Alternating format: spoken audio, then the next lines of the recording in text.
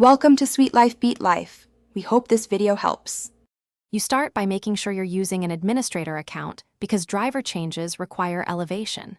Once done, press Windows plus X and open Device Manager or run devnet. MSC, this puts you where the Bluetooth radio lives. Make sure to enable View Right Arrow Show Hidden Devices so disabled radios appear. You're doing this to find the radio entry fast and avoid missing ghost devices.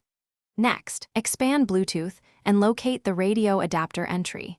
This is the first actionable target for reset or reinstall. You now perform the reset. Right-click the Bluetooth radio and choose Disable. Wait about 10 to 15 seconds, then Enable. This often clears driver hangs. If that doesn't help, uninstall the device and check Delete Driver software for this device to force a clean reinstall. Restart the PC. Windows will attempt to reinstall a default driver. Make sure to update with the manufacturer's driver if Windows version is outdated, because newer vendor drivers resolve firmware and compatibility problems.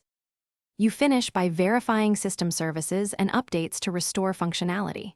Open Services, find Bluetooth Support Service, set Startup Type to Automatic, and start it if stopped. This allows the OS to manage radio connections. Then check Windows Update for optional driver packages and install any Bluetooth driver updates. If issues persist, test with an external USB or PCI Bluetooth adapter or roll back to a recent restore point. This isolates hardware versus software.